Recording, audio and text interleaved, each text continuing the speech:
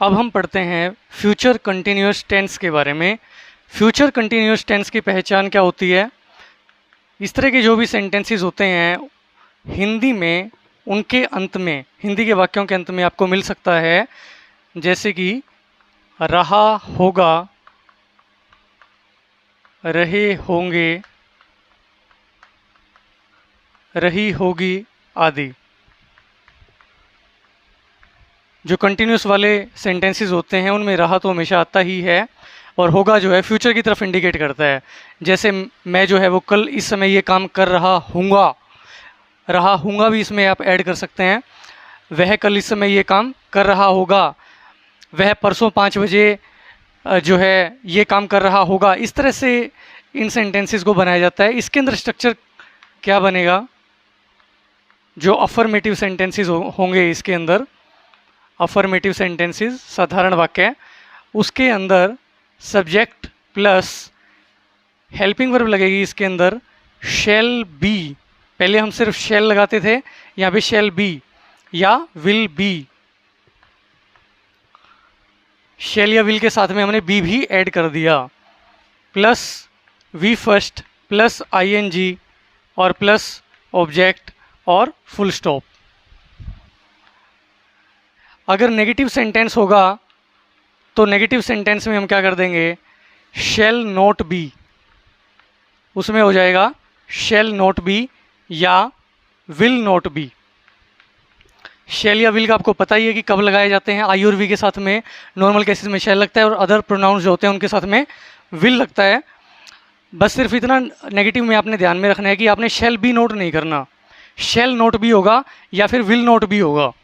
और अगर interrogative sentence हुआ तो उसके अंदर क्या कर देंगे? सबसे पहले तो WH क्वेश्चन वर्ड लगाएंगे अगर होगा तो, उसके बाद हेल्पिंग वर्ब हम लगाएंगे शैल या विल,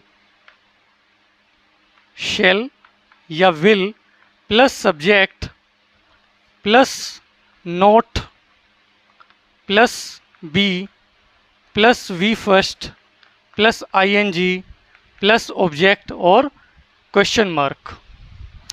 इंट्रोगेटिव सेंटेंस के अंदर ये हमारा जो सब्जेक्ट है, सब्जेक्ट से इस तरफ तो शैल या विल आएगा और बी जो है वो इस तरफ चला जाएगा। और यदि वो नेगेटिव वाला भी है, यानी इंट्रोगेटिव कम नेगेटिव है, तब हम बी से भी पहले नोट को लगाएंगे। ये आपने थोड़ा सा ध्यान में रखना है। सिर्फ एग्जाम्पल की मदद से समझते हैं। जैसे मैं कल इस समय गीत गा रहा हूँगा, तो आई के साथ में शैल लगता है नॉर्मल केसेस में, तो I shall be singing a song at this time tomorrow. I shall be singing a song at this time tomorrow. वह कल इस समय ट्रेन में यात्रा कर रहा होगा, वह कल इस समय ट्रेन में यात्रा कर रहा होगा। तो इसका क्या बन जाएगा? ही विल, क्योंकि विल जो होता है वो अदर्स के साथ में आता है, तो he will be travelling in a train at this time tomorrow. वह कल इस समय ट्रेन में यात्रा नहीं कर रहा होगा, तो क्या हो जाएगा? He will not be travelling in a train at this time tomorrow. क्या वह कल इस समय ट्रेन में यात्रा कर रहा होगा? Question mark. तो हम क्या कर देंगे? इस विल को यहाँ ले आएंगे, पहले ले आएंगे, तो ये यहाँ आ जाएगा। Will he B travelling in a train at this time tomorrow. क्या वह कल इस समय ट्रेन में यात्रा नहीं कर रहा होगा? तो विल ही नॉट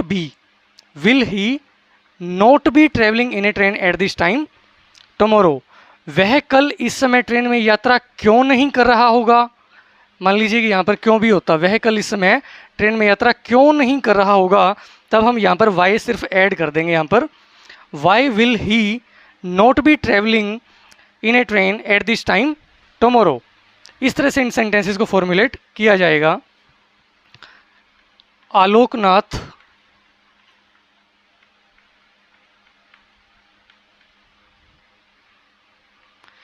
कल 12 बजे कन्यादान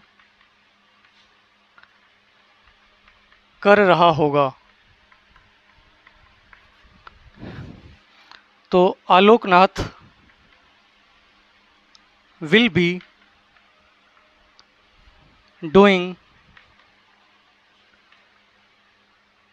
कन्यादान एट 12 o'clock tomorrow।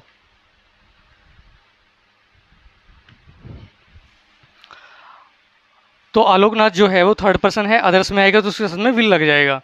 कर रहा होगा तो आईएनजी लग जाएगा, और नहीं कर रहा होगा तो विल नॉट भी हो जाएगा। और इंट्रोगेटिव में होगा क्या आलोकनाथ कल 12 बजे कन्यादान कर रहा होगा। यदि इंट्रोगेटिव हो तो क्या कर देंगे, इस विल को उठा करके यहाँ ले आएंगे।